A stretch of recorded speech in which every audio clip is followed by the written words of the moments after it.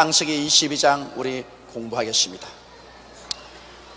그 일 후에 하나님이 아브라함을 시험하시려고 그를 부르시되 아브라함아 하시니 그가 가로되 내가 여기 있나이다. 여러분, 하나님은 우리를 시험하십니다. 마귀는 우리를 유혹하고 하나님은 우리를 시험하십니다.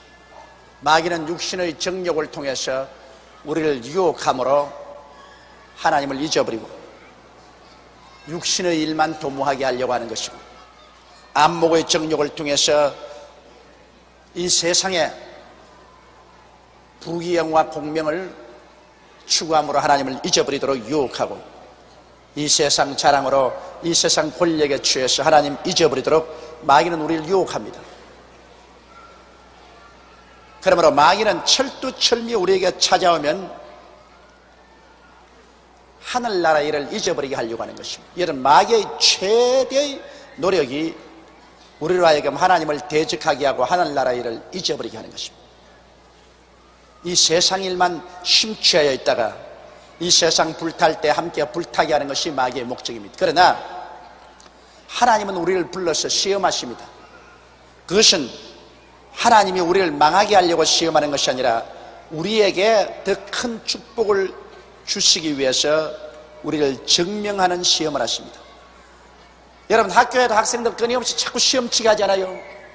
어느 학교든지 자꾸 학생들에게 시험치게 하는 학교는 그 학교 선생들이 학생들 잘못 가르치는 겁니다. 자꾸 시험을 치게 해야 애들이 시험에 합격하려고 공부를 아주 열심히 하고, 그리고 공부를 열심히 하면 지적으로 성장하고 발전하는 것입니다. 이와 같이 우리 하나님도, 하나님이 사랑하는 사람은 계속해서 그 생애 속에 시험을 보내십니다. 그래서 그 시험에 합격하려고 우리가 더 열심히 기도하게 하고 성경을 읽게 하고 깨어서 신앙이 성장합니다. 여러분, 시험이 안 다가오면 너나 할 것 없이 사람은 게을러지고 마는 것입니다. 등 따쓰고 배부르면 편안해지면 그만 기도도 덜 하게 되고 주님도 다급하게 부르지 않게 된다고. 사람이 답답해지면 새벽잠이 어디 있어요? 밤잠이 어디 있어요? 산 험한 바위를 하면서 기어 올라가서 기도하는 것도 조금도 어렵게 생각하지 않습니다. 이러므로 우리에게 여러 가지 시험이 다가오면 이상한 일 같이 생각하지 말라고 말했었습니다.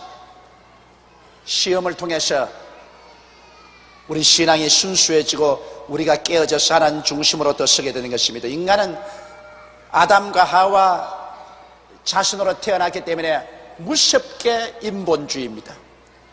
인간 중심주의고 인본주의적이고 육체주의입니다. 이 인본주의를 신본주의로, 육체 중심을 신령한 생활 중심으로 이끌어가는 데는 시험이 다가와서 우리에게 자꾸 압력을 가해야 되는 것입니다. 그래서 시험에 낙제하면 또 얻어맞고, 그리고 또 일어나서 또 시험을 치고 그렇게 해야 되는 것입니다. 그런데 하나님은 이 아브라함 같이 위대한 신앙인도 시험을 하시는 것입니다. 반드시 여러분, 우리가 시험에 합격해야 우리는 한 계단 신앙이 나아지고 더 깊은 축복을 받습니다. 하나님께서는 여러분에게 큰 축복을 주기 전에는 반드시 시험을 치게 하는 것입니다. 시험에 낙제하면 축복 못 받습니다. 시험에 합격하면 하나님이 약속한 축복을 주시는 것입니다. 우리의 믿음은 반드시 하나님이 시험해 보십니다. 시험을 통하지 않은 믿음은 믿음이 아니라는 것을 여러분 꼭 알아야 됩니다. 아무리 여러분께서 주여 믿습니다라고 고함을 쳐도 하나님은 그 고함 소리를 가지고 인정 안 합니다. 그 믿음을 시험해 봅니다. 믿음을 시험해 보고서 하나님이 은혜를 주셔요. 여러분께서 그렇지 않습니까? 물건을 얹어 놓으려고 할 때 그 물건을 넣는 대가 튼튼한지 안 튼튼한지 한번 눌러보고 흔들어보고 하지, 아주 갈대 같은 다리를 가진 책상에 여러분께서 아주 귀한 텔레비전이나 VTR을 갖다 얹어가 왁상 무너져서 박살이 나도록 하지는 않을 것입니다. 반드시 귀한 물건 얹기 전에 그것이 받침대가 튼튼한지 안 된지 반드시 흔들어보고 눌러보는 것입니다. 우리 하나님의 귀한 축복을 주기 전에 반드시 여러분을 눌러보고 흔들어보고 밀어보고 당겨보고, 그리고 여러분이 시험에 합격하면 주시되 시험에 합격하지 못하면 아직까지 멀었다, 그렇게 말한 것입니다. 아브라함은 제일 처음 75세 때 시험에 왕창 낙제를 했습니다. 하나님께서 내 전토 친척 아비집을 떠나 내가 내게 지시할 땅으로 가라고 했는데 그가 전토도 안 떠났습니다. 전투에서 모은 모든 재산을 수레에다 실었죠. 친척을 떠나라고 했는데 친척을 안 떠났습니다. 왜냐하면 그곳에 있는 친척과 얻은 영혼들을 다 데리고, 아비집을 떠나라고 했는데 아비집을 안 떠나고 조카 롯을 데리고, 그리고 가나안 땅으로 갔었습니다. 시험에 완전히 낙제하고 말았습니다. 그렇기 때문에 하나님께서 너는 아직까지 가나안 땅을 얻을 만한 자격이 없다, 너는 시험에 낙제했다. 그래서 가나안에 가기는 갔는데 무서운 가뭄이 다가와서 아브라함이 하나님께 순종하지 않았으므로 큰 채찍을 맞았습니다. 시험에 낙제하면 채찍을 맞아요. 그래서 그는 가져온 것 다 흩어버리고 결국에는 자기 아내와 롯을 데리고 애굽으로 내려가서 참담한 체험을 하게 된 것입니다. 그런데 그 위에 많은 시험을 겪어서 아브라함은 이제 아주 연단을 받았습니다. 그런데 아브라함이 약 한 120세쯤 되었을 때 하나님께서 아브라함을 이렇게 시험하는 것입니다. 사랑하는 성도 여러분, 여러분도 반드시 하나님이 시험하십니다. 반드시. 저는 저희 경험에 의해서 우리 교회가 한번 발전할 때, 교회 큰 일을 하려고 계획했을 때 반드시 시험이 옵니다. 이러므로 이제는 교회 큰 일을 계획하기를 나는 두려워하고 있습니다. 어떤 시험인지 그건 내가 계산할 수 없어요. 그러나 내게 굉장히 괴로운 시험이라고 합니다. 교회에 어떠한 큰 일을 한번 계획해 놓으면 반드시 외부적이나 내부적으로 큰 시험이 다가와서 한번 부딪혀보고, 그래서 다시 한번 주님께 깨어지고 내가 죽고 그리스도가 다시 한번 내 속에서 부활하는 이러한 역사가 일어나고 난 다음에야 하나님께서 그 일을 이루어 주시는 것을 늘 체험했었습니다. 이러므로 여러분도 무슨 일이든지 한 가지 발전적인 일을 계획하면 반드시 하나님께서 먼저 시험을 보내신다는 것 잊지 마십시오. 시험의 풍파가 지나가야 여러분이 소원한 그 믿음의 역사가 일어나게 되는 것입니다. 그런데 이 아브라함의 시험은 정말 견딜 수 없는 시험입니다. 여호와께서 가라사대 내 아들 내 사랑하는 독자 이삭을 데리고 모리아 땅으로 가서 내가 내게 지시하는 한 산 거기서 그를 번제로 드리라. 이건 뭐 청천벽력입니다. 100살에 25년을 두고 기도했어요. 낳은 아들이 이제 아버지 앞에서 한 사람 노릇합니다. 왜냐하면 뒤에 보니까 번제로 드릴 장작을 어깨에 걸머치고 산 위에 올라갈 정도니까 이삭은 상당히 커서 벌써 10대 소년입니다. 티네이저입니다. 아버지가 아마 이삭을 보면 잠도 안 올 것입니다. 너무 좋아서 눈에 넣어도 아프지가 않을 것이다. 그렇게 아들이 좋습니다. 여러분, 젊어서 낳은 자식은 별로 고운 줄 몰라요. 젊어서는 자식을 낳아서도 별로 귀한 줄도 모르는데 나이가 많이 먹어서 낳은 자식일수록 귀하다고. 그렇기 때문에 막내가 제일 사랑을 많이 받는 이유는 막내는 나이 많이 아버지가 먹어서 낳았기 때문에 애지중지합니다. 그러나 대개 맏아들 맏딸은 별로 사랑을 못 받고 매도 많이 얻어맞고 주먹질도 당하고 그러고 자라는 것입니다. 저도 보면 이 맏아들은 내가 많이 때렸어요. 희재는 정말 많이 때렸습니다. 그건 내 젊은 혈기에 그냥 화가 나면 그냥 막 엉덩짝을 막 때린. 그러나 둘째는 거의 안 때렸고 셋째는 전혀 안 때렸어. 그러니까 보면 막내로 태어날겠지 첫째로 태어날 것 아니에요. 물론 첫째는 그만한 특권을 주기는 주지만은 그러나 첫째는 언제나 매를 많이 맞습니다. 근데 이삭은 이건 100살이 되어서 낳았으니 그 어머니 나이 90살에 낳았어요. 그러니 뭐 어머니 아버지가 얼마나 애지중지하고 사랑했겠습니까? 그런 아들을 하나님께서는 모리아 땅으로 가서 내가 네게 지시한 산 거기서 그를 번제로 드려. 이게 이제 시험입니다. 이건 아브라함의 신앙에 대한 아주 끝없는 시험입니다. 이거는 견딜 수 없을 만한 시험입니다. 그건 뭐냐? 너 정말 하나님을 제일 사랑하느냐? 너 자식을 하나님보다 더 사랑하는 우상이 아니냐? 하나님은 질투하는 하나님입니다. 하나님은 굉장히 질투하셔요. 하나님께서는 그 어떤 누구라도 하나님보다 더 사랑하면 내놔라, 내놔. 시험하시는 거죠. 부모도 하나님보다 더 사랑하면 안 돼요. 처자도 하나님보다 더 사랑하면 안 돼요. 자기 자신도 하나님보다 더 사랑하면 안 돼요. 예수님께서 내 부모나 처자나 전토나 그 무엇이든지 나보다 더 사랑하면 하늘나라에 합당치 않다고 말하셨습니다. 그러므로 우리 하나님은 질투하는 하나님이시라. 하나님은 굉장히 질투하십니다. 그렇기 때문에 여러분, 하물며 우상을 섬겨 보십시오. 그건 박살날지 일이죠. 다른 것도 하나님보다 더 사랑해도 큰일 나는데 더구나 하나님 앞에서 다른 신을 섬겨 보십시오.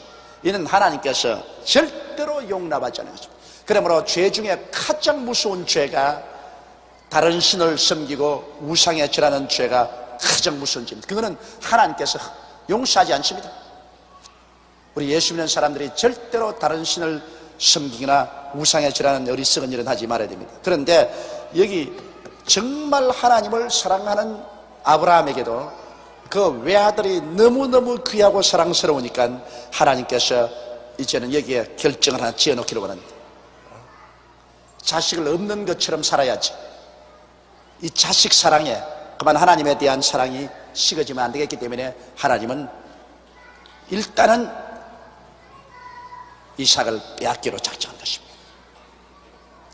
여러분, 오늘 이 시간에 여러분 그 무엇이든지 하나님보다 더 사랑하는 것이 있는지 생각해 보십시오. 어떤 것이든지 자관 변명할 것 없이 하나님보다 더 사랑하는 일이 있으면 그것은 재단에 내놓아야 됩니다. 하나님은 절대적으로 여러분이 신본주의로 살기를 원하지 인본주의로 살기를 원하지 않습니다. 하나님 중심으로 사는 것입니다. 여러분, 우리의 삶의 내용이 철저히 하나님이 되어야 해요. 성경은 사람을 그릇이라 했습니다. 그릇은 그 속에 내용에 담아놓기 위한 그릇입니다. 성경에 사람은 성전이라 했습니다. 성전에는 성령을 모셔놓는 것이 성전입니다. 성경에 사람은 하나님의 형상과 모양입니다. 형상인지 모양이니까 내용은 하나님이 들어앉아야 알이 차게 되는 것입니다. 이러므로 여러분, 우리의 삶 전체는 철저히 하나님을 내용으로 해야 되는 것입니다. 하나님을 담아놓아야 되는 것입니다. 내가 그리스도와 함께 십자가에 못 박였나니 이제 내가 산 것은 내가 아니요 내 안에 그리스도께서 사신 것이라. 할렐루야. 그래서 예수님만이 나를 중심으로 채우고 살아야지 그곳에 아들도 딸도 남편도 아내도 부모도 세상 지위 명예 권세도 그 속에 들어갔다가는 그건 큰일 나는 것입니다.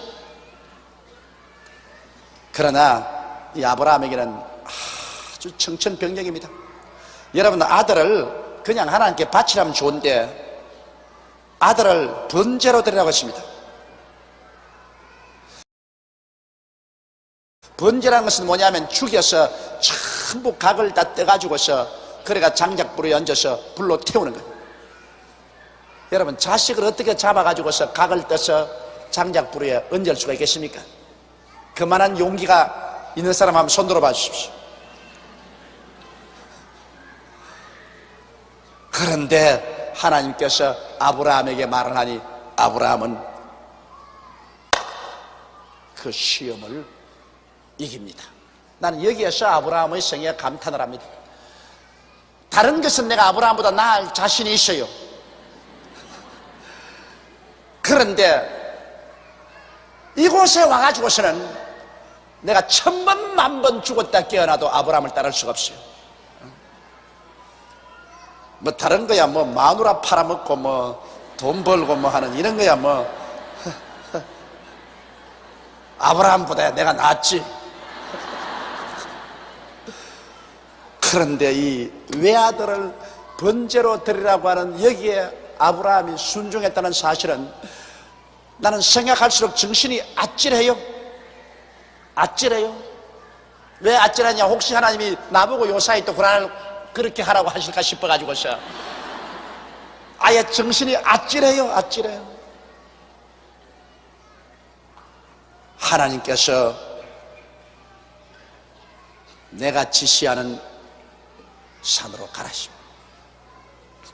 여러분, 우리가 무슨 일을 하는지 하나님 지시하는 일을 해야 됩니다. 인생은 결국 살아보면요, 인본주의가 아니라 신본주의이기 때문에 하나님 중심으로 살기 때문에 하나님께서는요, 여러분과 나에게 벌써 앞으로 살아갈 모든 일을 각자를 위해서 다 예비해 놓은 것입니다. 야훼 라파 이레이 것입니다. 하나님은 다 예비해 놓았어요. 하나님이 지시하는 곳으로 우리는 그대로 살아가면 되는 것입니다. 우리는 여러분, 인간의 지혜나 지식이나 총명이나 수단으로 우리 인생을 계획해 나가는 것은 아닙니다. 하나님께서 이미 다 우리 삶의 길을 예비해 놓고 난 다음 하나님께서 우리에게 지시하시고 우리가 믿고 순종하기를 원하신 것입니다. 그럼 우리의 시험이란 진실로 믿느냐, 진실로 순종하느냐, 이것인 것입니다. 가나안 땅을 무슨 모세나 이스라엘 백성이 예비했나요? 천만에요. 하나님께서 이미 가나안 땅을 다 예비해 놓으시고 난 다음 이스라엘 백성들에게 가나안 땅으로 가라고 지시했습니다. 가나안 땅으로 가는 가중에서 하나님을 믿고 하나님을 순종하는, 이것이 그들에게 중요한 문제였지. 가나안 땅은 하나님이 예비하신 것입니다. 성경에 뭐라고 했습니까? 고린도전서 2장 9절에 하나님이 자기를 사랑하는 자를 위해서 예비해 놓은 모든 것을 눈으로 보지 못하고 귀로 듣지 못하고 마음으로도 깨닫지 못했다는 것 같으니라. 그러나 하나님이 성령으로 이것을 우리에게 보여주셨으니 성령은 하나님의 깊은 것이라 통달하시냐고 말하셨습니다. 제가 예수를 믿고 젊었을 때는 모든 것이 내가 하는 줄 알았었습니다. 내가 계획을 세우고 내가 꿈을 가지고 내가 믿음으로 밀고 나가는 줄 알았는데 30년의 기나긴 세월 동안 목회를 하고 보니까 크게 깨달은 것 하나 있습니다. 그것은 예수를 믿고 하나님 앞에 들어온 사람은 내가 아니요, 하나님이 사신 것이라는 것을 알았었습니다. 내가 산 것은 내가 아니요, 하나님이 사신 것입니다. 하나님이 나를 통하여 살아주시는 것입니다. 그러므로 하나님께서 나의 일생을 다 가야 될 길을 준비하는 것입니다. 조용기만이 걸어갈 수가 있습니다. 그 길은 조용기만이 걸어가도록 하나님이 예비해 놓은 것입니다. 또 우리 김대식 장로님을 위해서 주님이 예비한 그 길은 김대식 장로님만이 걸어갈 수 있습니다. 그 길을 나도 걸어가지 못합니다. 여러분을 위해서 하나님이 예비해 놓은 것은 여러분만이 걸어가도록 예비해 놓은 것이요, 다른 사람은 그 길로 못 걸어갑니다. 그런데 하나님이 예비해 놓은데 코를 꿰가지고서 강제로 끌고 들어가는 것이 아니라 하나님께서 예비해 놓으시고 난 다음에는 이젠 성령으로 인도하십니다. 우리가 믿음과 순종으로 하나님께서 그 길로 이끌어 주시는 것입니다. 그런데 많은 사람이 하나님이 예비한 곳에 못 들어가고 맙니다. 여러분, 이스라엘 백성 300만 명이 애굽에서 나와서 하나님이 예비한 곳에 들어갔나요? 들어갔나요? 못 들어갔죠. 불순종과 불신앙으로 말미암아 하나님의 예비한 곳에 못 들어갔습니다. 그들은 중간에서 다 죽고 말았습니다. 그 후손들이 들어가고 난 다음에도 그 땅에서 계속해서 불순종 불신앙함으로 말미암아 들어간 땅에서도 쫓겨나고 마는 것입니다. 이러므로 오늘날 하나님이 자기를 사랑하는 자를 위해서 예비해 놓은 모든 것을 눈으로 보지 못하고 귀로 듣지 못하고 마음으로 깨닫지 못했는데 이것을 하나님께서 성령으로 우리를 이끌어 가시는 것인데, 여기에 완전히 내가 깨어져서 믿음과 순종으로 하나님 따라가는 사람은 하나님께서 한 발자국 두 발자국 하나님이 예비한 곳으로 이끌어 주시는 것입니다. 그래서 하나님이 이미 우리에게 주신 그것을 우리는 인간의 지혜를 다하고 지식을 다하고 총명을 다해서 그것을 잘 이용하는 것은 우리가 하는 것이지만은 이미 우리의 갈 길은 하나님이 정해놓으신 것입니다. 하나님의 정해놓으신 길을 우리가 이탈하면은 많은 고생과 수고와 고통이 따른 것입니다. 그러나 하나님의 정하신 그 길을 믿음으로 따라가면은 그게는 하나님께서 큰 은총과 축복을 허락해 주시는 것입니다. 이러므로 30년 동안 목회를 하고 수많은 사람과 신앙 카운셀링을 해보고 수많은 성도들의 일생을 제가 가만히 바라보니까 하나님 말씀과도 우리의 경험이 깨닫게 해주는 것은 하나님은 인간의 길을 다 예비해 놓으시구나. 하나님은 벌써 사람이 가야 될 길을 예정해 놓으십니다. 그 예정에 우리가 얼마나 충실하게 믿고 순종하고 따라가느냐 안 따라가느냐, 이것이 우리의 절대적인 사명이구나. 이것을 제가 뼈저리게 느꼈습니다. 이는 힘으로도 아니 되고 능으로도 되지 아니하고 하나님의 성령으로 되는 것입니다. 사람이 한다는 일은 그렇게 크지 못합니다. 하나님이 정한 것, 사람이 그거 무너뜨리지 못합니다. 하나님이 정한 것은 어찌할 수 없이 따라가야지 거기에 대항하면 피투성이가 되고 마는 것입니다. 이러므로 여러분, 하나님께서는 아브라함의 일생을 하나님이 정해놓으시고 부르시는데 아브라함이 그 하나님의 정하신 길을 걸어가지 않으니까 많은 시험과 환난을 당했었습니다. 그러나 아브라함은 시험과 환난을 당하면 깨어져가지고서 다시 믿음과 순종으로 되돌아오곤 했습니다. 우리가 갈짓자 그러면 안 그런 거 아니죠? 이리 갔다가 저리 갔다가 하지만도 깨어져서 하나님 인도하는 길로 들어오는 것입니다. 그러므로 하나님께서 우리에게 전적으로 순종시키고 하나님을 믿게 하기 위해서 우리에게 시험을 보내는 것입니다. 시험을 통해서 우리가 깨어지는 거예요. 자, 여기에서 아브라함이 전적으로 하나님을 순종하고 믿느냐, 이것이 가장 어려운 시험으로 그 아들을 잡아서 제물로 드리라고 한 것입니다. 그런데 아브라함은 이제 그 시험을 당해서 어떻게 할까요? 3절에 보면 아브라함이 아침에 일찍이 일어나 나귀의 안장을 지우고 두 사환과 그 아들 이삭을 데리고 번제에 쓸 나무를 쪼개 가지고 떠나 하나님의 자기에게 지시하는 곳으로 가더니, 하나님의 지시한 곳으로 가더니, 아브라함은 여러분 이제는 믿음의 충분히 연단을 받은 사람이기 때문에 하나님의 지시하는 것은 따라야 돼요. 하나님의 지시가 없을 때는 기다리고 하나님이 지시하시면 따라야 됩니다. 어떠한 희생을 치르고라도 하나님의 지시하는 것은 따라야 됩니다. 그래서 100살에 대한 외아들도 하나님이 모리아산에 가서 제물로 드리라고 지시하실 때 그는 그 지시를 따르기로 작정했을 때 자기의 아내와 이혼하지 않았습니다. 여기 보십시오. 사라와 이혼했다는 말 없습니다. 사라가 이혼했다가는 아브라함에 몇 개 안 남은 머리칼 하나도 안 남았을 거예요. 네가 낳았나? 내가 낳았지. 내가 배가 아파서 내가 낳았지. 네가 낳았나? 왜 네가 마음대로 갔다가 각을 떠서 죽인다니, 날 죽여라 그러고 그냥 아브라함 앞에 들어누웠을 것입니다. 그건 틀림없는 사실이에요. 어느 모정치고 90에 낳은 외아들을 각을 떠서 드리겠다고 하는데, 아브라함은 하나님의 지시를 받았지만은 사라는 안 받았거든. 그러니 사라가 가만히 있겠어? 그러니 아브라함은 사라에게 안 가르쳐 준 것입니다. 여러분, 하나님이 여러분에게 지시하시면 그 지시는 여러분이 비밀로 지켜야 됩니다. 다른 사람에게 말을 해봤자 다른 사람 알아주지 않습니다. 지시를 안 받은 사람은 이해가 될 턱이 없습니다. 미쳤지. 지시를 받은 것을 다른 사람에게 말하면 그건 완전히 미쳤다고 말합니다. 하나님의 지시는 자기 속에 감추어 놓습니다. 자기 스스로와 하나님 사이에 집행할 것이지, 많은 사람에게 나팔을 불어버리면 그 지시를 실천하지 못해요. 아브라함은 하나님의 지시를 그가 받았는데, 꿈으로 받았는지 환상으로 받았는지 들리는 음성으로 받았는지 몰라도 받기는 받았습니다. 하나님이 여러분과 나에게 지시하시면 하나님께서 알롱달롱 지시 안 합니다. 하나님의 지시는 분명하게 나타나는 것입니다. 알롱달롱 하거든 날 지시 안 온 줄 아십시오. 사람들 알롱달롱 한 것을 가지고서 하나님이 말씀했는지 아닌지 모르겠다고 하는데, 그건 아직 말씀 안 한 것입니다. 말씀을 하시면 알아요. 하나님이 말씀하는데 알아듣게 말씀하지 모르게 하겠어요? 그래서 아브라함은 아내 사라와 이혼 안 했습니다. 여보, 당신 여기 집에 혼자 있었어요. 나 이삭하고 같이 모리아산에 가서 제사 드리고 오겠습니다. 제사 드린 거야 다 하는 것이니까 깊은 내용은 말하지 않았습니다. 그래서 아브라함은 다 준비해 가지고서 하나님의 자기에게 지시하는 곳으로 갔댔습니다. 하나님이 남에게 지시한 대로 갔다 말하십니다. 하나님이 자기에게 지시하는 것으로 갔다. 여러분과 내가 매일같이 하나님께 간절히 기도하고 하나님을 섬기고 살면은 하나님의 성령은 오늘날 또 우리에게 매일매일 지시하여 주시는 것입니다.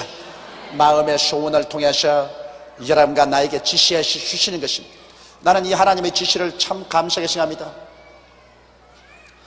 꼭 제가 집회에 나가서 사고가 날 위험이 있으면 가기 전에 딱 기도하면 하나님의 성령께서 내 마음에 아주 지시를 하시고, 오늘 마귀가 온다, 오늘 교통사고가 난다, 오늘 어려운 일이 있다, 마음에 그냥 딱 지시가 와요. 그건 왜냐? 하나님이 기도하라는 것입니다. 기도 안 하면은 하나님이 역사하실 수 없기 때문에. 그러면 막 꿇어 엎드려서 막 기도를 해놓으면은 반드시 마귀가 와요. 반드시 사고도 나요. 그러나 그것을 하나님이 미리 다 막을 수 있는 길을 열어놓고 마는 것입니다. 그래서 그런 것이 와도 능히 극복하고 이겨나갈 수가 있게 되는 것입니다. 이렇기 때문에 하나님의 지시를 여러분 절대로 무시하지 마십시오. 하나님께서 여러분 마음속에 지시가 있거들랑 기도해보고 그 지시가 진실로 성경에 어긋나지 않은 지시 같으면 여러분 그 지시대로 꼭 행해야 되는 것입니다. 나는 아브라함이 감동하는 것은 하나님이 지시가 떨어지자 자기에게 지시하는 곳으로 그 아들 데리고 갔습니다. 제3일에 아브라함이 눈을 들어 그곳을 멀리 바라본지라 사흘 길을 걸어갔습니다. 그러니 하루 걸어가고 난 다음 아무래도 예관에서 잤지 않겠습니까?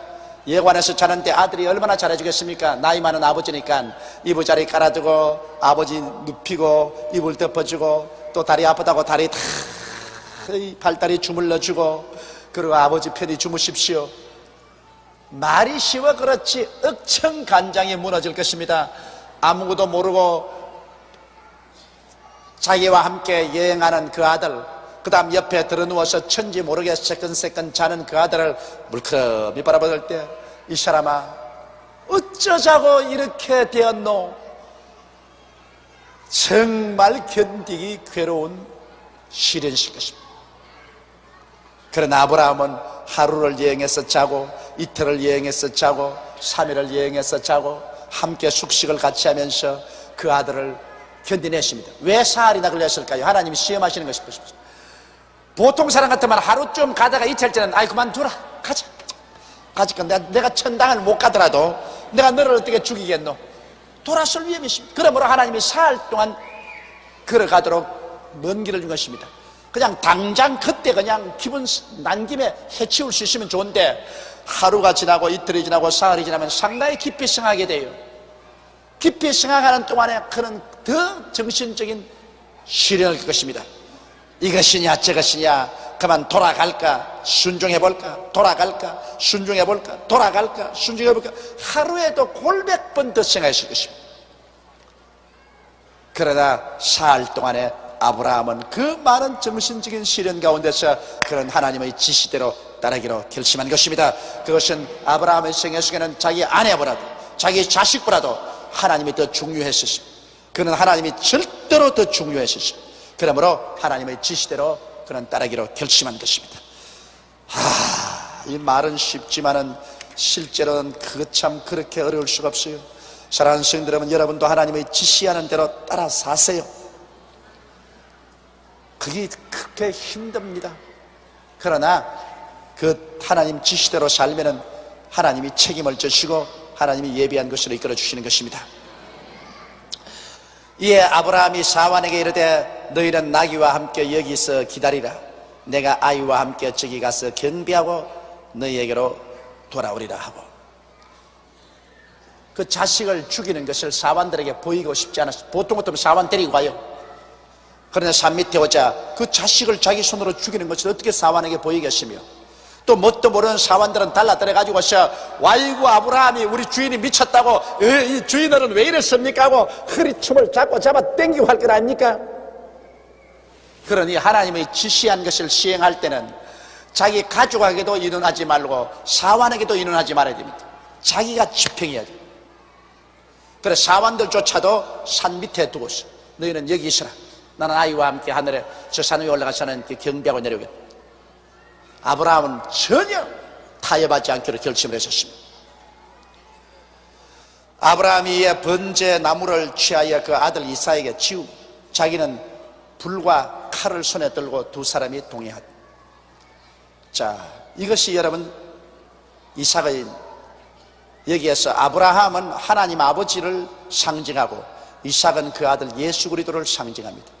예수께서 여러분 여기에 탁 번제할 나무를 옆으로 지고 걸어가니 그 그림자가 무엇이 됐습니까? 여러분 예? 서인 이삭이 옆에 나무를 짊어지고 걸어가니 그게 그림자가 뭐로 보입니까? 십자가로 보입니다. 십자가로.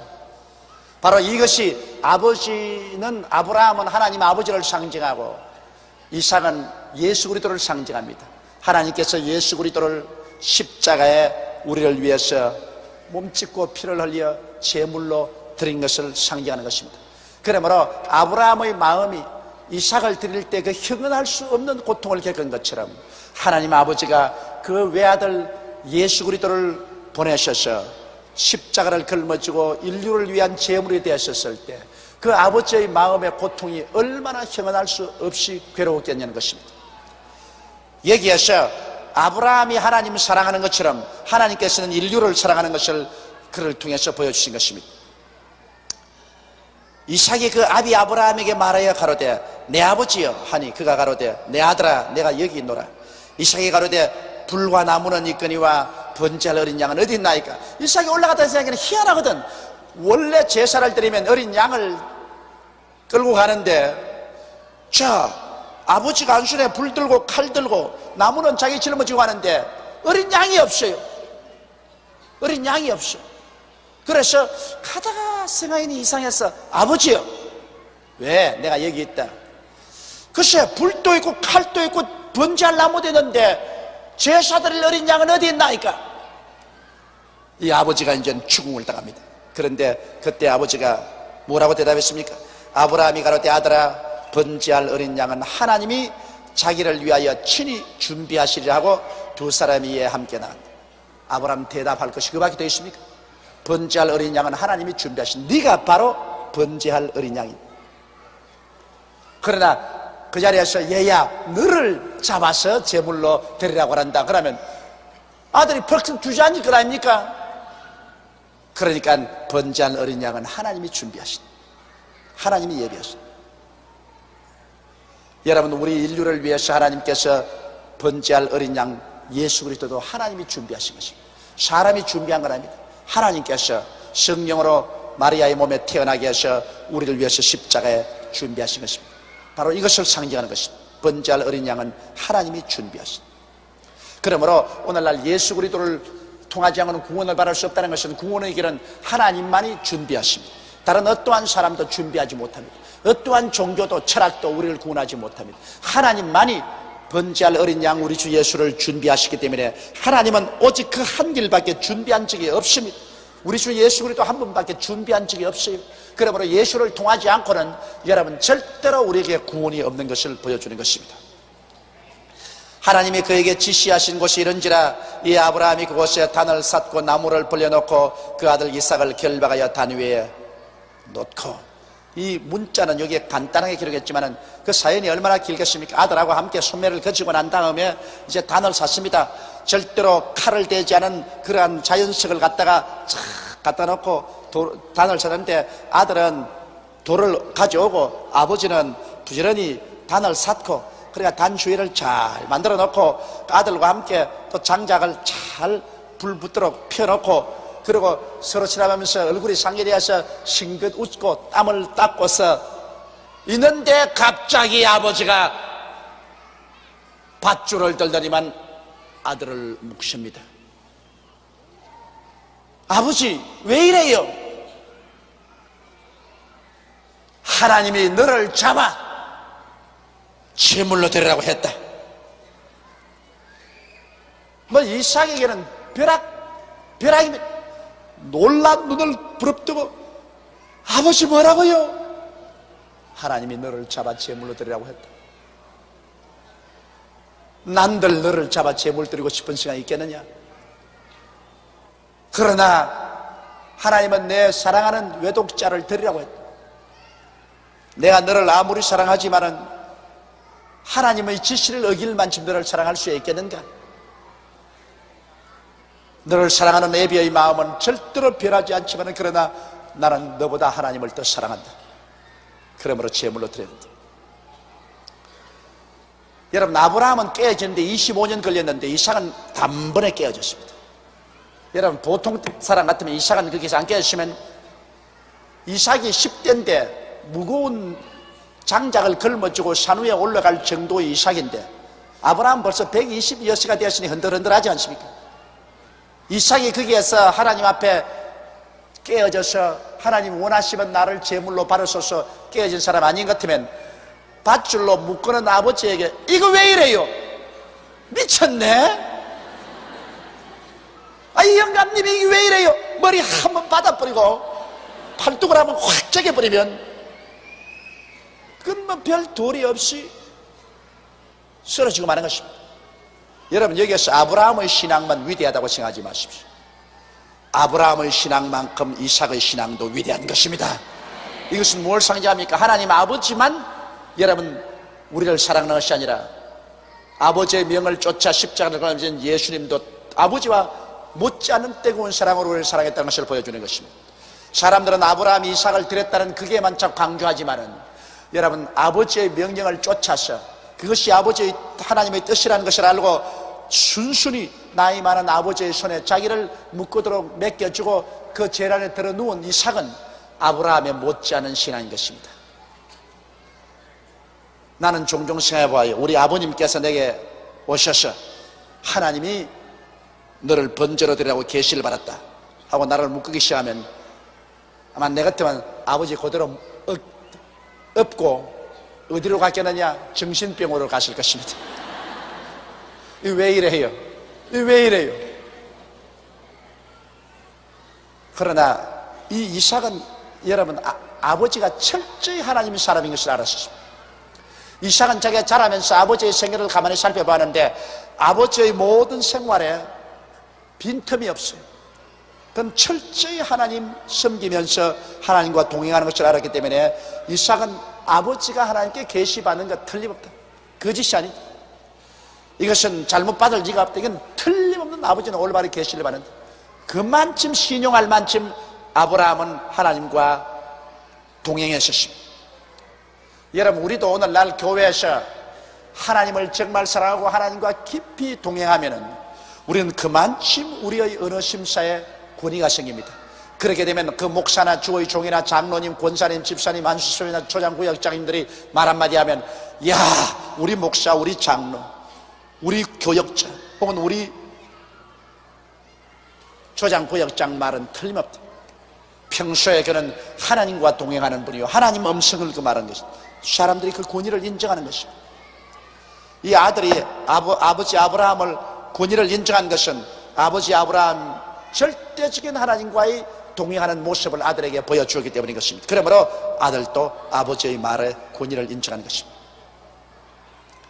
그래서 이삭을 결박해서 단 위에 눕혔는데 이삭이 눈을 끔벅하면서 아버지 얼굴을 쳐다봅니다. 그러나 이 아버지의 단호한 결의를 보십시오. 아무리 자식을 사랑하지만은 하나님보다는 사랑할 수 없다. 아무리 아비로서의 자식을 불쌍히 여기는 마음이 있지만은 그러나 하나님의 지시를 거역할 수 없다. 그는 칼을 내들었습니다. 손을 내밀어 칼을 잡고 그 아들을 잡으려 합니다. 보통은 여러분 양을 잡으면 어떻게 하면 목을 땁니다. 제일 이 목의 대동맥을 잘라버리면 제일 고통 없이 죽습니다.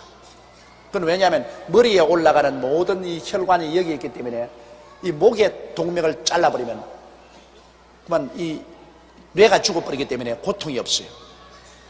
이러므로 짐승을 죽일 때 언제나 이 목을 땁니다. 목을 따면 고통 없이 죽어요. 몸은 버덕버덕해도 그거는 자연적인 반응이죠. 그래서 옛날에 이스라엘 백성들이 마사다라는 곳에 가서 로마 군인들에게 철저히 저항하다가 나중엔 전부 자결 했는데 거기 보면 모두 다 목을 땄어요.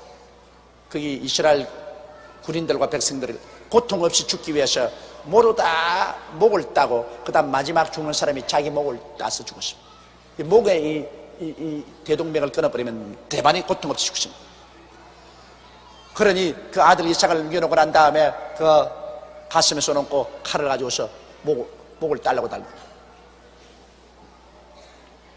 아마 아브라함의 막 등골에 땀이 강물같이 흘렀을 겁니다. 눈에 눈물이 얼룩져서 눈에 아무것도 안 보였을 것입니다. 하나님께서는 여러분을 시험할 때 어디까지 시험한지 압니까?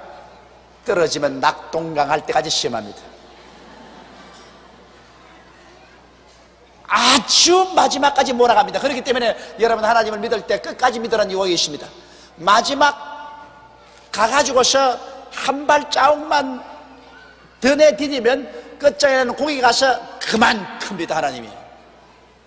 저도 한 30년 목회를 해보니까 하나님이 그렇게 하십니다. 이젠 죽었다. 이젠 절단났다. 이로써 모든 것은 끝났다.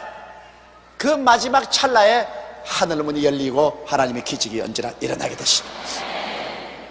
그러므로 우리가 하나님 믿을 때는 끝까지 믿어야 됩니다. 하나님께서는 여러분과 나의 믿음을 시험하실 때는 끝까지 몰아붙여보고 난 다음에 주께서 응답을 주시는 것입니다. 막 아들의 목을 따려고 하는데 여호와의 사자가 하늘에서부터 그를 불러가라되, 여호와의 사자는 예수님이십니다. 여호와의 사자 즉 예수님이 하늘에서 불러 가라되 아브라함아 아브라함아 하는지라. 아브라함이 가로되 내가 여기 있나이다 하며, 사자가 가로되 그 아이에게 내 손을 대지 말라.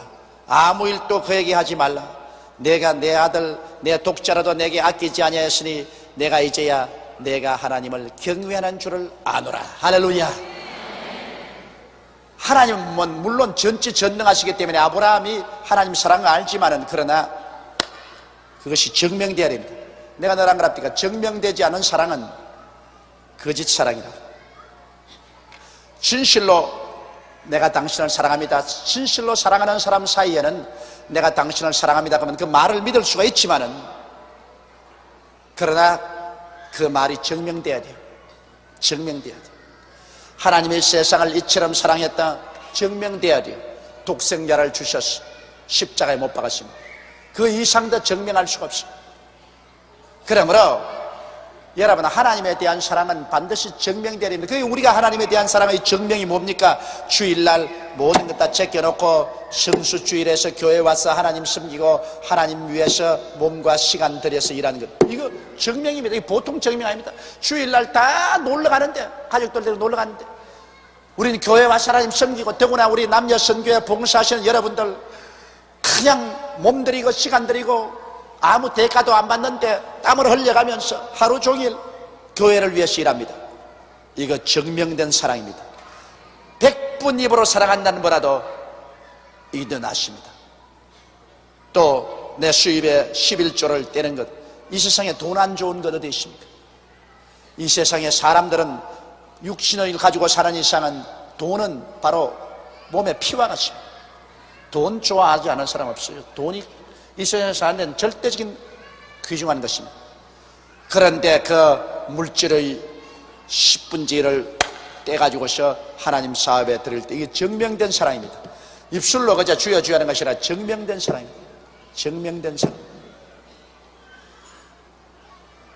가장 큰 사랑이 여러분, 하나님 성수주의라고, 그리고 물질의 11조 드리고, 그리고 내가 시간을 내가지고서 몸들여서 예수를 전도한다. 혹은 조장으로서 구역장으로서 예수를 전도하고, 평신도로도 예수를 전도하고, 이러한 증명된 사랑이 있을 때 여러분, 사랑으로 말미암아 역사하는 믿음입니다. 이렇게 증명된 사랑의 행화를 할 때 그 사람의 믿음은 굉장히 강합니다. 그 사람이 주여 믿습니다고 부르짖으면 하늘이 진동합니다. 그건 왜냐? 하나님을 사랑한다는 것이 증명되어 있기 때문에. 여러분, 사랑할 때 그 믿음이란 보통 믿음이 아닙니다. 서로 사랑하면 절대로 배반 안 해요. 그러므로 서로 사랑한다는 것을 알게 될 때 그 신뢰감이라는 것은 말로 다 할 수가 없습니다. 이러므로 아브라함은 하나님을 사랑한다는 말 입으로 할 필요 없어요. 증명된 사랑입니다. 하나님이 그렇게 말하지 않았습니까? 내 아들 내 독자라도 내게 아끼지 아니하시니 내가 이제야 내가 하나님을 경외하는 줄을 아노라. 하나님 경외할 뿐 아니라 하나님을 사랑하는 줄을 하나님이 증명하신 것입니다. 그래서 아브라함은 하나님의 친구라고 말하고, 아브라함은 믿음의 조상이 된 것입니다. 그가 윤리적 도덕적으로 여러 가지 실수를 많이 했음에도 불구하고 아브라함은 하나님 사랑하는 사람이었습니다. 할렐루야. 우리 사람들 그래요. 우리 사람들도 윤리 도덕적으로 완전할 수 없어요. 인간으로 사는데 어떻게 우리가 윤리와 도덕적으로 이 세상에 완전해요? 그러나 윤리와 도덕적으로 완전하지 못할지라도 여러분은 하나님을 사랑하는 사람이 되어야 되는 것입니다. 하나님을 사랑해야 돼요. 그 사랑은 여러분 매일매일 여러분의 생활 속에 증명이 되어야 되는 것입니다. 가짜 사랑은 하나님이 돌봐주지 않는 것입니다. 그 다음 아브라함이 눈을 들어 살펴본 적 한 수양이 뒤에 있는데 뿔이 수풀에 걸렸는지라 아브라함이 가서 그 수양을 가져다가 아들을 대신하여 번제로 드렸더라. 그런데 마침 매하고 우는 소리가 들려요. 돌아보니까 뒤에 이 칠렁쿨이 막 끓었는데 그게 수양 한 마리가 와가 뿔이 막 등굴에 감겨가지고 못 가고 호닥호닥 하고 있어. 벌써 하나님의 사자가 수양 한 마리를 데리고 와가지고서 그 뿔을 나무 칠렁쿨로 감아서 그게 묶어놓았어. 하나님은 우리를 감당치 못할 시험 당하지 아니하시고 시험 당할 쯤에 피할 길을 내사 너희로 능히 감당케 하시나니라. 벌써 하나님께서 번제할 어린 양은 준비해 놓으셨습니다. 그래서 아브라함은 아들을 내려놓고 가서 그 수양을 잡아서 목을 따서 각을 떠서 하나님께 제사를 드립니다. 그 활활 타는 불 속에서 수양의 향기로운 제사 불타는 향기가 올라갈 때 그 아버지와 아들이 목을 말고 얼싸안고 얼마나 흐느끼 울었겠습니까? 아들도 아버지에게 그냥 가슴에 얼굴을 파묻고 울고 아버지도 이삭을 품에 안고서 내 자식아 죽었다가 살았으며 잃었다가 얻었구나. 내 자식아 실제로 저는 죽었다가 살아나고 잃었다가 얻은 자식입니다. 그러니 얼마나 감격적이겠습니까? 나보고 영화를 만들려면 멋있게 만들 수 있어요. 요사이 이 아브라함을 상대로 해서 영화 만든 거 보니까 그런 걸 안 만들었어요. 아유 참 상상력도 지독히도 없지거라. 장작불에 수양이 탁 타는데 불꽃이 확 올라가는데 그만 아브라함이 아직까지 묶어서 줄도 안 풀린 아들을 얼싸안고 내 아들하고 통곡을 하고 울고 아들도 아버지를 안고 울고 그런데 하늘은 하나님의 영광스러운 서광이 비치고 하나님께서 기뻐서 고개를 끄덕거든. 이렇게 만들면 얼마나 좋아.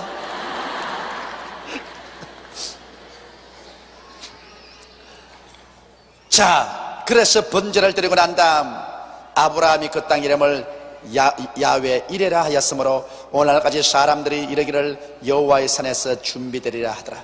여러분 여기에서 하나님이 당신의 이름을 계시했습니다. 야훼 이레 한번 따라 말씀하세요. 야훼 이레. 이 성경에는 하나님께서 사람에게 하나님의 이름을 구약성경에 7가지로 계시해 주셨습니다. 신약 성경 요한복음 17장 11절에 예수님께서 마지막 기도할 때 겟세마네 동산에서 이런 기도를 했습니다. 아버지여 나는 이제 이 세상에 더 있지 아니합니다. 나는 아버지께로 가겠노라. 이 내 백성들은 이 땅에 남아 있습니다. 그러므로 하나님께서 내게 주신 아버지의 이름으로 이 사람들을 보호하여 주옵소서. 아버지의 이름으로 보호해달라고 하는 것입니다. 예수님의 기도는 하나님께 반드시 응답받습니다. 예수님이 2000년 전에 아버지의 이름으로 이 땅에 남아있는 나의 백성들을 보호해달라고 했는데 그 아버지 이름이 뭡니까? 구약성에 보면 아버지 이름을 7가지로 하나님이 보여주는데 그 첫째 이름이 야훼 이레. 하나님이 우리를 위해서 예비하신다. 그러므로 하나님은 이 이름으로 우리를 예비하셔서 보호해 주시고 두 번째 계시된 이름이 야훼 라파. 한번 따라 말씀하세요. 야훼 라파. 하나님은 우리의 병을 고치는 하나님이시다. 또 세 번째는 야훼 니시. 한번 따라 말씀하세요. 하나님은 우리의 승리의 깃발이 되신다. 네 번째는 야훼 샬롬. 하나님은 우리의 평화가 되신다. 다섯째는 야훼 라. 크게요. 하나님은 우리의 목자가 되신다. 여섯째는 야훼 스디게누. 하나님은 우리를 이롭게 하신다. 일곱째 야훼 샴마. 하나님은 우리와 함께 계신다. 이 하나님의 이름을 7개를 주셨습니다. 예수님은 기도할 때 하나님이여 하나님이 우리에게 주신 7개의 하나님의 이름으로 내 백성을 보호하여 주옵소서. 그러므로 여러분과 내가 오늘 시험과 환난을 당할 때 여러분이 기도할 때 이 하나님의 이름을 부르고 기도해야만 되는 것입니다. 이 하나님의 이름이 여러분의 피난처가 되고 산성이 되어주는 것입니다. 예수님은 아버지가 내게 주신 이름으로 이 백성을 보호하여 달라고 기도했기 때문에 이거는 이미 응답받았어. 그러므로 여러분께서 어려움을 당할 때 야훼 이레시여 나를 위해서 예비하신 하나님이여 예비한 길로 인도하시옵소서. 병들었을 때는 야훼 라파여 나는 병들었습니다. 야훼 라파 이름으로 나를 고쳐주시옵소서. 내가 어려운 시련을 통할 때 야훼 니시시여 승리자 하나님이시여 이 시련을 통해서 승리하게 하여 주시옵소서. 내 마음에 불안하고 평안이 없을 때 야훼 샬롬이시여 내 마음에 평화로서 채우소서. 예수 이름으로 기도합니다.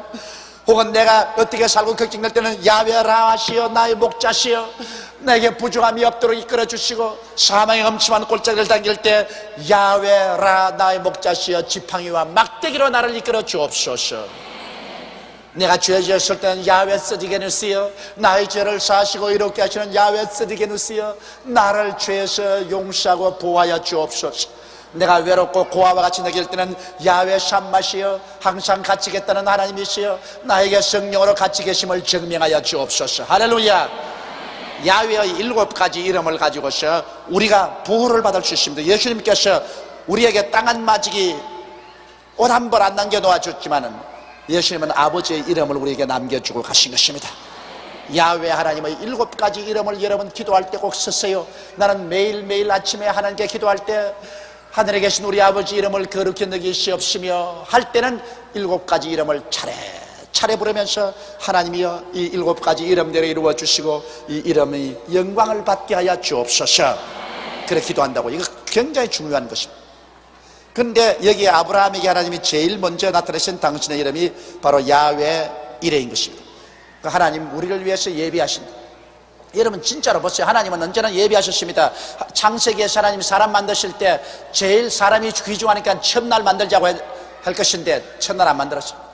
하나님이 사람을 위해서 먼저 햇빛을 준비하시고 하늘을 준비하시고 땅이 준비되어서 모든 오국백과 나게 하시고 해와 달과 별들을 준비하시고 공중에 나는 새와 땅속에 있는 물고기, 물 아래에 있는 물고기를 준비하시고 땅에 기는 각종 곤충과 짐승들을 준비하시고 하늘을 보고 땅을 내려다보고 동서사방을 바라보아도 모자람이 하나도 없이 다 예비하고 난 다음 마지막에 하나님이 사람을 지으신 것입니다.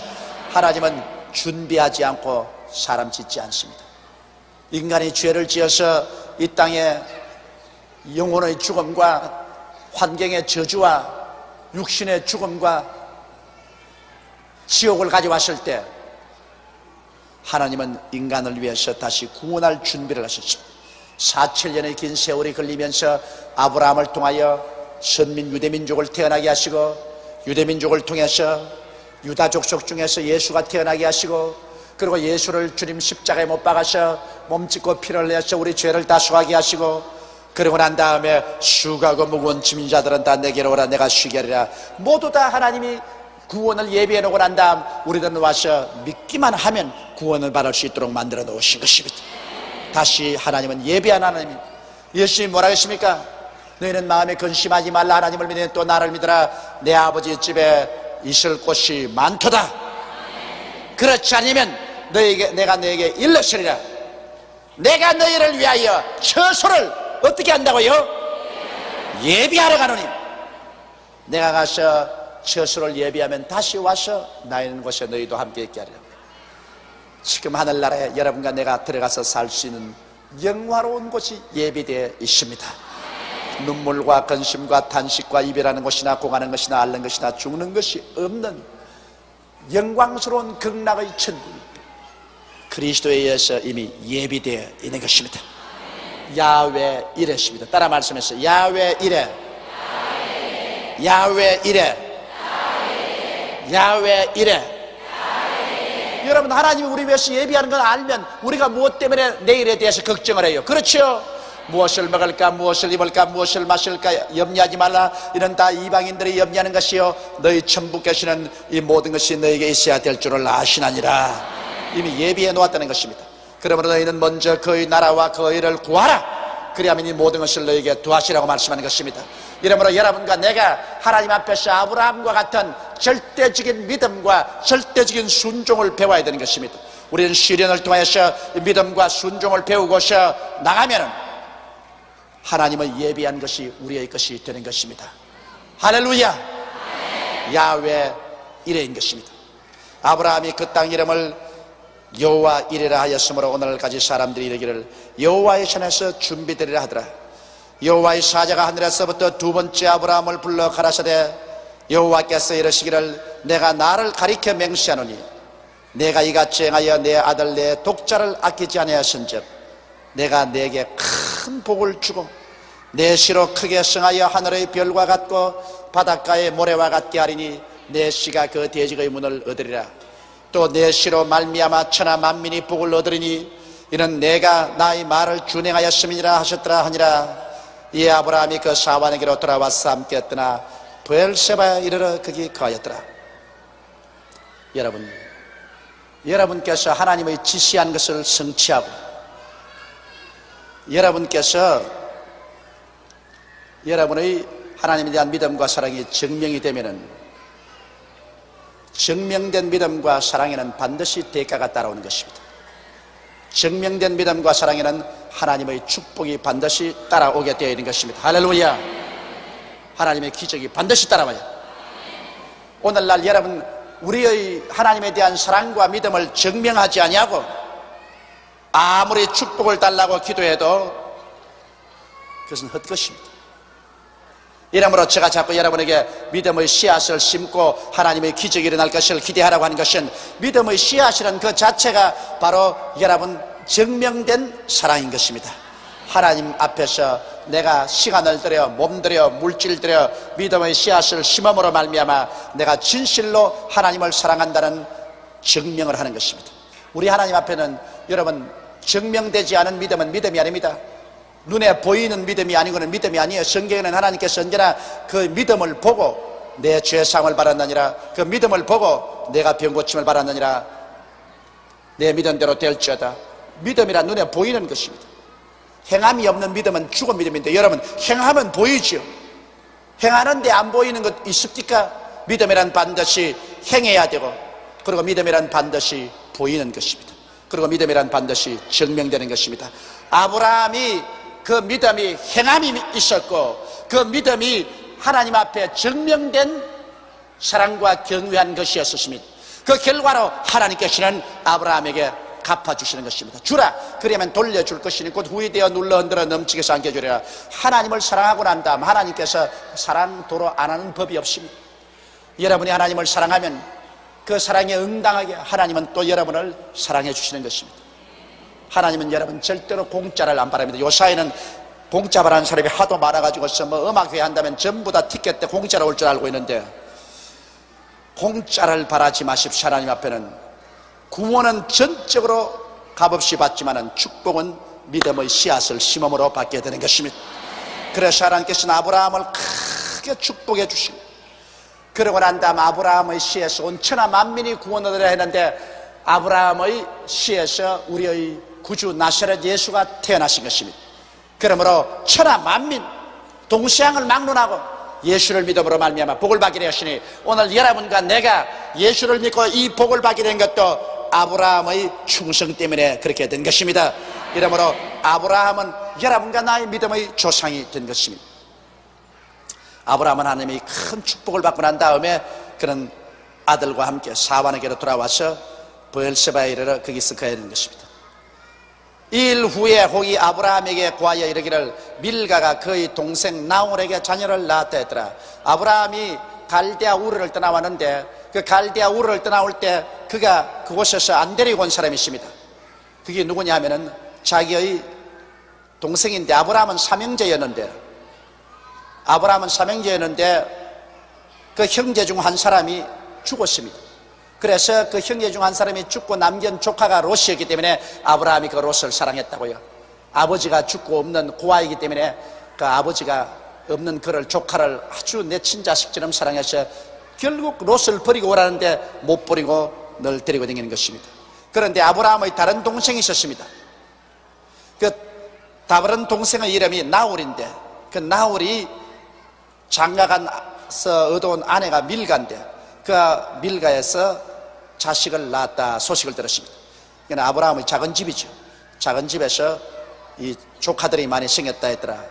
그 이제 맏조카가 그 동생의 맏아들은 우스요, 우스의 동생은 부스와 아람의 아비 그무엘과 게색과 하소와 빌다스와 이들랍과 부델이라.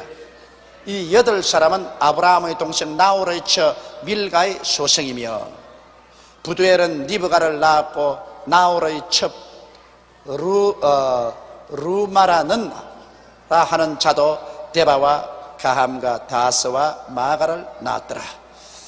그래서 여기는 아브라함 이야기를 하다가 보니까 아브라함의 동생의 집안에서도, 고향에 두고 온 동생의 집안에서도 조카들이 8명이나 생기고, 또 아브라함의 동생이 본처 위에 첩을 얻어서 첩의 자식도 루마라 저도 데바와 가함과 다스와 마가를 낳으셨습니다. 그래서 아브라함의 동생만, 아들만 12명을 낳았다. 참 많이 낳기도 했다. 그거 다 먹이고 입히고 공부시키려면 돈 많이 들겠어요. 야간 이렇게 해서 오늘 아브라함의 큰 시련을 통해서 아브라함이 그 시험을 이김으로 오늘날 그 시험을 이긴 것으로부터 넘쳐나오는 축복이 대대로 전 인류에게 미치게 된 것입니다. 여러분도 여러분에게 다가오는 시험을 이기면 그로 말미암아 넘쳐나오는 축복이 여러분과 여러분 가정뿐 아니라 수많은 사람에게 축복이 넘쳐나게 되는 것입니다. 시험은 여러분께서 반드시 파스해야 돼요. 시험은 하나님이 지시하시는 대로 여러분이 순종해야 됩니다. 믿고 순종해야 돼요. 시험을 당할 때 여러분 괴롭습니다. 시험이란 절대로 어려운 건 아니에요. 학교 졸업할 때 제일 좋은 게 뭡니까? 이제 시험 안 쳐서 좋겠다. 나는 우리 애들 보고 너 하나님 믿고 안 부르시거든 목사 되지 말라는 것은, 이 목사는 매주일마다 시험 칩니다. 여러분 수요일 설교 준비하고 주일 설교 준비하는 것 절대로 쉽다고 생각하지 마십시오. 절대로 쉽지가 않습니다. 성경 66권을 가지고서 똑같은 사람에게 1년 12달 365일 늘 보는 그 모습대로 나와서 말씀을 전가하는 것, 이거 내내 시험 치는 것입니다. 학교에서 시험 치는 것은 뒤 나가라고 그래요. 그러므로 이 교역자 생활이라는 것은 하루도 마음이 쉬지 않습니다. 하루도 늘 긴장 속에 기도하고 하나님 말씀을 주시옵소서, 말씀을 주시옵소서. 그래도 요사이 저는 새벽 기도를 안 하니까 다행이지. 새벽 기도할 때는 매일 새벽같이 또 하나님 말씀을 전하기 때문에 하나님께 기도하다가 제일 좋은 계시가 나오면 요건 주일날 써먹고, 좀 덜한 계시가 나오면 요거는 수요일날 써먹고, 그리고 보통 계시가 나오면 요거는 새벽 기도 때 써먹고. 그게 얼마나 괴로운지 대개 목사님들이 3년마다 한 번씩 교회를 가는 이유가 3년을 지나고 나면 아예 바짝 말라버려요. 뭐 별 재주 없이 그냥 바짝 말라버린다고. 그러니까 3년만 지나면은 이젠 더 이상 그 목장에 있을 수가 없어서 다른 교회로 가려고 합니다. 그러나 오직 여기 예배가 하나 있어요. 하나님의 성령이 충만해서 성령이 함께 계시면 하나님의 성령은 끝없이 하나님의 메시지를 허락해 주시는 것입니다. 저는 성령님께 감사한 것은 30년을 순복음교회 장소를 옮겨가면서 불광동에 서대문으로 옮겨다니면서 말씀을 전거했지만 늘 하나님께서 새로운 말씀을 주시더라는 것입니다. 그래서 성령을 의지하면 인간의 생각을 초월해서 할 수가 있는 것입니다. 여러분께서 그러므로 여러분의 생활 가운데 하나님께서는 반드시 시험을 치게 한다는 거 잊지 마십시오. 적은 시험이 다가오고 큰 시험이 다가옵니다. 적은 시험은 그 뒤에 적은 축복을 가져오고 큰 시험은 그 뒤에 큰 축복을 가져오는 것입니다. 이러므로 시험 당할 점에 여러분께서 시험 당할 점에 원망 불평 탄식하고 반발하고 하면은 모든 하나님의 축복은 막 그 자리에서 박살이 나버립니다. 그렇게 되시고 박살이 나버려요. 시험이 될 때는 어떻게 할까요? 시험이 될 때는 기도를 해야 되는 것입니다. 너희 중에 고난당하는 자가 있느냐? 저는 기도할 것이요 기뻐하는 자가 있느냐? 찬양할 것이라 했는데, 시험을 당하면 하나님께 막 기도를 하셔. 하나님이여 나에게 어떻게 믿고 어떻게 순종하기를 원합니까? 하나님 지시하여 주시옵소서. 시험을 당할 때는 하나님의 지시를 받아야 되는 것입니다. 시험 받을 때는 하나님의 지시를 받지 아니하면 그 시험에 낙제합니다. 아브라함이 시험이 이르렀을 때는 하나님이 반드시 지시하십니다. 무엇을 하라고 지시하십니다. 이러므로 여러분에게 시험이 다가오면 엎드려서 하나님의 지시가 마음에 분명히 깨달아질 때까지 부르짖어 기도하십시오. 시험 당할 적에는 기도하는 것입니다. 기도 안 하고 뛰어다니면서 원망하고 불평하고 탄식하면 그건 박살납니다. 시험이라는 것은 여러분 반드시 바깥에서 보는 거 아닙니다. 가장 가까운 남편, 아내, 자식, 친구, 친지 이런 데서 시험이 올 때가 있습니다. 그럼 그 사람하고 멱살 짚고 싸우고 물고 찢고 하면 기도할 여가 없어요. 시험은 어느 편을 통해서 오든지 결국 뒤에서 보내는 하나님이신 것입니다. 그러므로 하나님이여 무엇을 지시하기 위해서 이 시험을 보내시나이까? 내게 이런 시험이 다가왔으니 하나님이여 지시하여 주옵소서. 얼마 있으면 하나님의 지시가 내려오는 것입니다. 할렐루야. 이 시험을 당했는데 너는 이렇게 하라. 못하겠어요. 그러면 너는 축복 빵점이다. 그러나 여러분께서 해요. 나는 하나님 지시대로 따라가겠습니다. 시험을 쳐서 50점 먹는 사람도 있고 90점 먹는 사람도 있고 100점 먹는 사람이 있는데 대개 예수 교인들 하나님 시험 쳐가지고서 100점 먹는 사람은 별로 많지 않고 낙제 점수 안 받으면 참 좋지. 과목 낙제 40점, 전체 낙제 60점, 이것도 못 받아가지고 달랑달랑 하는 사람 참 많습니다. 우리가 다 시험만 척척 합격했더라면 우리를 통해서 축복이 이 대한민국 강산에 강물같이 넘쳐났을 것입니다. 그러나 시험을 당해가지고 하나님이 지시해도 못해요. 나 못해요. 나 안 해요. 나 조금만 할게요. 그러나 몰라서 그렇습니다. 시험은 시험 당할 점에 괴롭지만은 시험은 하나님의 지시대로 전적으로 순종하고 믿고 순종하고 나가면 그 뒤에는 하나님이 예비한 적과 꿀이 흐르는 땅이 나타나는 것입니다. 할렐루야. 그러므로 시험 당할 점에 괴롭더라도 그 괴로움을 참고 전적으로 믿고 전적으로 순종하는 여러분 되시기를 주의 이름으로 축원합니다.